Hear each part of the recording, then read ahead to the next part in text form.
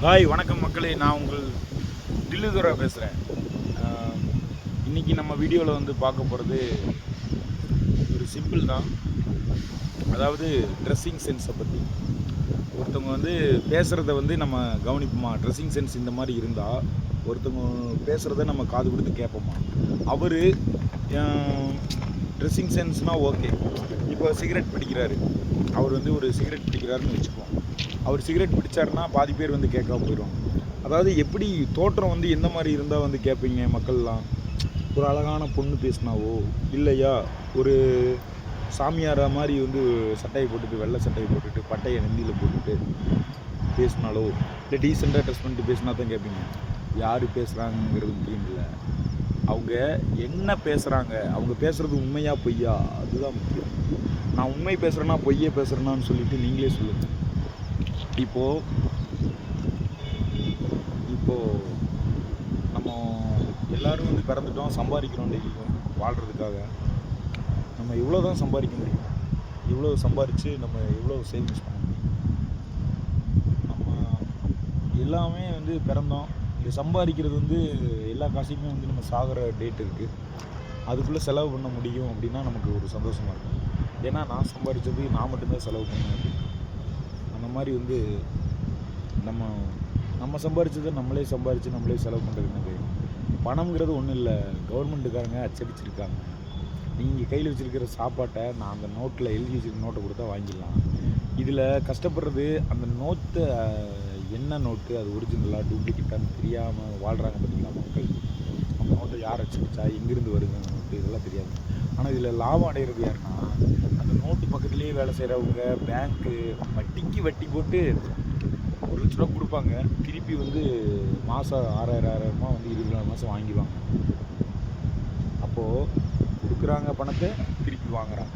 இது செய்கிறவங்களுக்கு காசு, பணத்தை எண்ணுறவங்களுக்கு காசு. அப்போ சோறு வந்து விளையிறதுக்கு அரிசி போட்டு எல்லாத்தையும் விளைய வச்சு இந்த மாதிரி விவசாயம் பார்த்து கட்டுக்கிறவங்க பார்த்து அது நஷ்டமாக பார்த்து அதை மறுபடியும் வந்து ப்ராடக்டாக கொண்டு வரவங்களுக்கு என்ன லாபம்.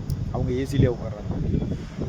பேங்க்கில் வந்து வெறும் டிரான்சாக்ஷன் 100 ரூபா ட்ரான்ஸ்ஃபர் பண்ணால் எனக்கு 1 ரூபா தரணும், ஓகேவா அப்படின்னா நீங்கள் வந்து என்ன சொல்லுவீங்க, பரவாயில்ல 1 ரூபா பணம் போய்ட்டு தலைவலிக்கே அதில் ட்ரான்ஸ்ஃபர் பண்ணுங்க. இந்த மாதிரி நானும் ஓப்பன் பண்ணிவிட்டு விவசாயத்தில் நஷ்டம் ஏற்படுறத இந்த லாபத்தில் வச்சு நான் சரி பண்ணிக்கிறேன். ஆனால் அவனுக்கு லாபத்தை மட்டும் வச்சுக்கிட்டு அப்படியே மக்களை விட்டுறானுங்க. இன்றைக்கி சோறு வந்து விலை கம்மியாக அதிகமாக விளைஞ்சால் தான் மக்கள்லாம் வந்து பணக்காரங்களாக வந்து எல்லாருமே நல்லா சந்தோஷம் சாப்பிட்டு வாழணும். அதாவது பணங்கிறது வந்து ஒரு பிஸ்னஸ் போர்டு கார்டு கேம் மாதிரி. முதல்ல வந்து கொஞ்சம் எல்லாத்துக்கும் பணத்தை பிரித்து கொடுத்துருவாங்க, இப்போ நீங்கள் தொழில் பண்ணுங்கள் அப்படின்றாங்க. அது மாதிரி தான் நம்ம குடிமக்களுக்கு கொஞ்சம் லோன் தர்றோம், கொஞ்சம் ஏதோ தொழில் பண்ணுங்கள். பணத்தை முக தெரியாதவங்ககிட்டருந்து ஏதாவது பொருள் வாங்குறதுக்காக உருவாக்கப்பட்டது பணம் வந்து உண்மையாக பணம் இல்லை. அதாவது ராணுவ மிலிட்ரிக்காரர் வந்தாருன்னு வச்சுக்கோங்களேன், துப்பாக்கி வச்சு ஃபோனை கொடு, இதை கொடு, உசுறு வேணுமா, ஃபோன் வேணுமா, இப்போ சொல்லுங்கள். உடம்புல பலம் இருக்கிறவன் தான் வச்சுங்களேன், நீங்கள் தனியாக இருக்கிறீங்க, ஒரு 100 மாம்பழம் வந்து தனியாக சேர்த்து வச்சுருக்கீங்க, ஒரே குத்து அவனை எப்படி கேட்க போயிடுவான்.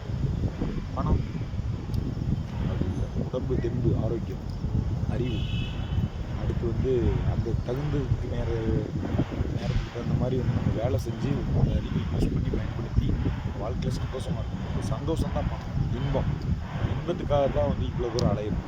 அப்போ இன்பம் தான் பணம்னா இன்பம் ஃப்ரீயாகவே கிடைக்கும். எக்ஸசைஸ் பண்ணால் இன்பம் கிடைக்கும், டிவி பார்த்தா இன்பம் கிடைக்கும், ஃப்ரெண்ட்ஸோட பேசினா இன்பம் கிடைக்கும், 4 பேருக்கு உதவி செஞ்சால் இன்பம் கிடைக்கும். அப்புறம் இதுக்கியா பணம், உதவி செய்கிறதுலேயே வந்து சாப்பாடு எல்லாமே வந்து போட்டுருவாங்க. ஹாஸ்பிட்டாலிட்டி பண்ணுங்க, பணம் வந்து தேவையில்லை. பணத்தை திங்க முடியாது. பணத்தை காட்டிக்கிட்டு உண்மையாகவே வந்து சோறை கட்டி காப்பாற்றி வச்சு பாதுகாத்து வச்சுருக்காங்க பார்த்தீங்களா, அதுக்கு நீங்கள் கொடுக்குற பணம் எதுவும் ஈடாகாது. இந்த பணம் கணக்கு வழக்கெல்லாம் சும்மா. நான் பணம் சம்பாதிக்கிறதெல்லாம் விட்டுட்டு சந்தோஷமாக இருக்கிறத வச்சுட்டு சந்தோஷமாக வாழலான்னு முடிவு பண்ணியிருக்கேன்.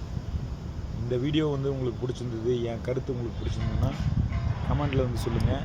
நான் வந்து கேவலமாக ட்ரெஸ் பண்ணி ரவுடி மாதிரி ஹேர் ஸ்டைல்லாம் கலைஞ்சிருக்கு, முடி நிறையா இருக்குது, நமக்கு சுருட்ட முடி, அதனால் அப்படி இருக்குது. நீங்கள் எதுவும் தப்பாக எடுத்துக்காதீங்க. நம்ம என்றைக்குமே வந்து தில்லுதுரை வந்து மாஸ் தான், யாருக்கும் பயப்படுறதில்ல. அடுத்த பிரைம் மினிஸ்டராக வந்து ஆனால் கூட வந்து சந்தேகப்படுறதில்ல. ஏன்னா அவ்வளோ ட்ரெண்டிங்காக வந்து வீடியோலாம் நிறையா வைரல் ஆகிட்டுருக்கு.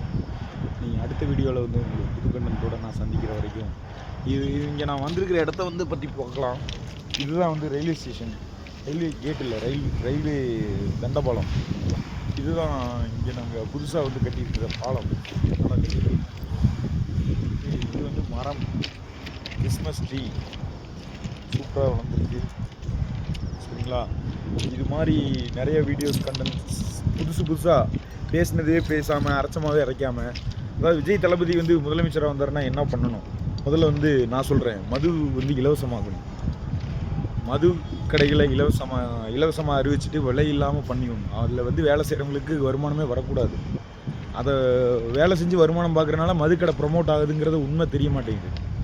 ரெண்டாவது, எல்லாத்துக்குமே வந்து கல்வி இலவசமாக இருக்கணும், எல்லாத்துக்குமே தொழில் நல்லா கற்றுக் கொடுக்கணும், எல்லாருமே வந்து ப்ரொடக்ஷன் இங்கே பண்ணணும், எல்லாருமே இங்கே ஒன்று சேர்ந்து எல்லாருமே வந்து ஒன்றா ப்ராடக்ட்ஸ் தயாரித்து வெளிநாட்டுக்கு விற்று நம்ம வருமானம், வெளிநாட்டு பணத்தை வந்து உள்ளே கொண்டு வர்றோம், புழங்குறோம்.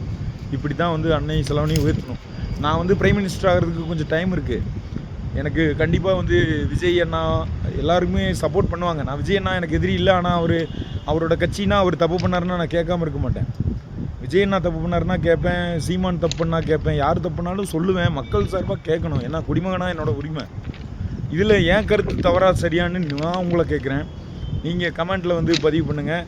அடுத்த வீடியோவில் நம்ம ஒரு நல்ல மாற்றத்தோட டேஞ்சர் தில்லுதுறையாக உருமாறி அடுத்த வீடியோவில் உங்களை நான் சந்திக்கிறேன். உங்களிடமிருந்து விடைபெறுவது உங்கள் தில்லுதுறை.